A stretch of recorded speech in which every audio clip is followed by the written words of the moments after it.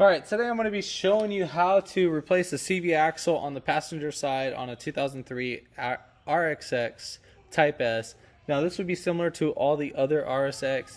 Now the passenger side is more of a pain in the butt than the driver's side. The driver's side is a walk in the park.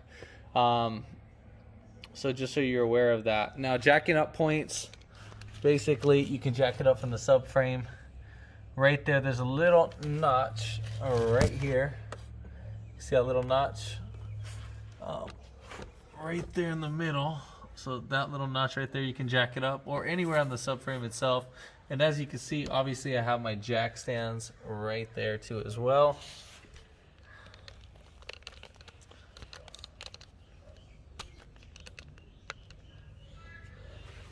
And if you haven't, go ahead and give it a thumbs up, comment down below if you have any questions, and hit that subscribe button for more upcoming videos in the future. And we're going to go ahead and start this video right after the intro.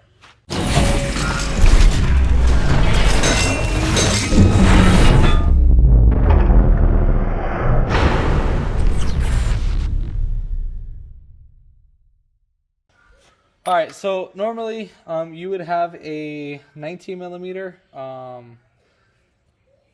lug nut, but in my case we have aftermarket lug nuts, so we're not going to have that. So go ahead and take those off.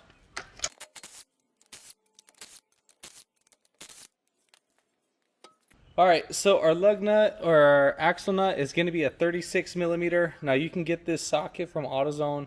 You can rent these out, put a deposit, and then once you return the tool, you will get your deposit back. You're going to see this black little ring right here. So this black little ring right there, you're not going to have that. This is just here because of aftermarket rims. So don't worry about that.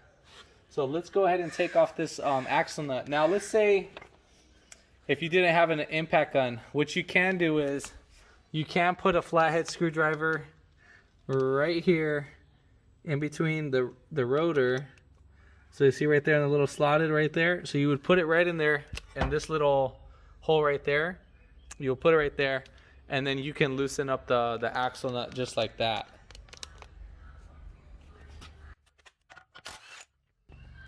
If needed, spray some WD-40 on the CV axle, because I remember last time I did a job on an axle, and God, for the love of sakes, the thing did not want to come off. So as you can see, this one's a little bit more pain in the butt. I'm going to go ahead and spray some penetrating oil, and we'll let it sit on there, and then we'll get right back to the video. Alright, so I use PB Blaster in this sense. You can either use WD-40. PB Blaster works really great. Alright, cool. So we got that out. It's not out completely, obviously. So now what we need to go ahead and do is we need to take off the 10 millimeter and 12 millimeter that's on the strut tower. So right here, so we're gonna have for the brake line, we're gonna have one 12 millimeter, and then we have one 10 millimeter right here for the ABS sensor. So we need to go ahead and take off those two.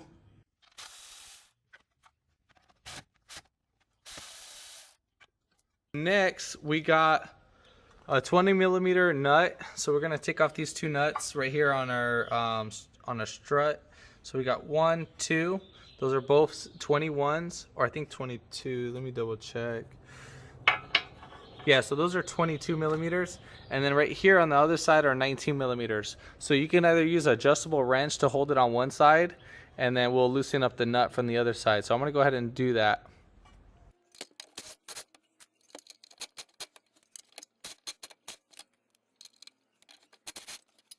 And so for these guys, we're just going to pull these right back, just like that. And same thing for right here.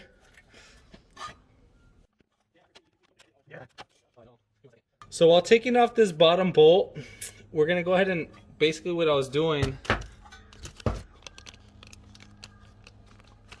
is I was grabbing the rotor right here, putting my knee under my wrist or under my hand, and then lifting up the rotor while pulling this bolt back. Once you do that, pretty much you'll just wobble this back and forth, and then it should drop right down. Now this car is lifted, so it's not going to drop down, or I mean it's lowered, and then we have an aftermarket shock. So your your lower control arm shouldn't drop down that low. All right, cool. So let's get back to it. We're gonna go ahead and pop that sucker right off. Oh, make sure you actually pull off the cable right there. We don't want to damage that. So make sure that's off. I thought I pulled that off right now. So let's go ahead and pop this bad boy right out. So you can go on the other side on the bottom right here. Put your socket or something, or just tap it on out.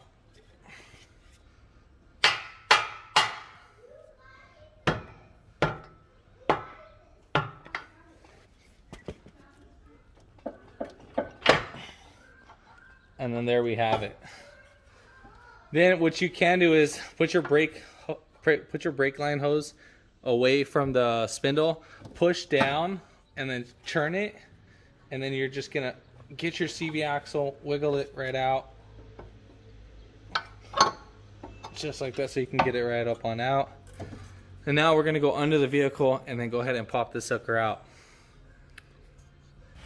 All right, so coming up under the vehicle, right here's the CV axle, and here's our intermediate shaft.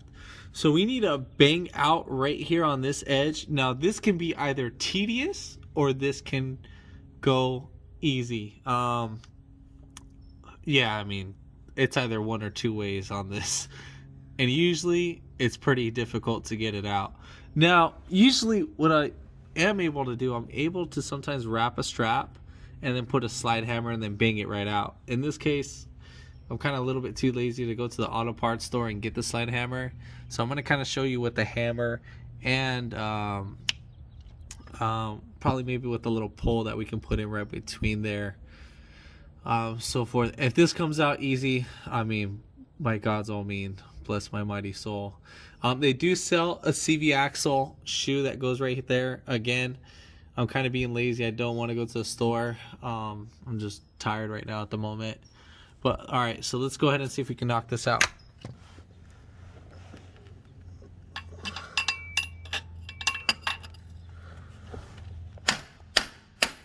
Oh my God. Woo! Damn, that came off easy. I was surprised that it came off that easily. You know what? You can probably get this. I had this. You can get these from AutoZone. 27020 right here. If you put it in between this little thing, you'll just have enough room just to tap it out. And then the hammer that I'm using is a 3-pound hammer. You can get this at Harbor Freight. All right, so at this point, now the axle's ready to come off. All right, so again, the axle should come off. Should come off pretty easy, and obviously you can see how pretty distraught this is. So we are gonna go ahead and clean up our nasty area. You're probably gonna see a different lower control arm. I'm gonna change out the lower control arm, ball joint, and then the sway bar end link. I do have another video on that. I'm not going to show that in this video, so just so you're aware, if you are going to be doing the lower control arm, I would recommend to do it. Pay attention to your bushings and so forth. These guys are very notorious for ripping, and then your alignment will be off. And you know, anytime you test suspension, you do need to go get an alignment right after. So we're going to go ahead and knock all this stuff out, and then we'll get right back to the video. All right, cool. So we got everything all switched out. Now we're ready to do the install. Really nothing too crazy on it. We got to make sure that our axle is fully seated in. So let's go ahead and do this setup. All right, so let's go ahead and put in our axle. Now you're just gonna keep spinning it until it fully kind of grabs the gears, and then we're gonna just kind of tap on it. So once that's fully in, you're just gonna kind of hit it in. I'm trying to do it my little method, but it ain't working, so we're gonna do it the other way, the barbarian style. So make sure it's fully seated in just like that. And then with the hammer, we're gonna use our old axle nut. We just don't want to damage the threads.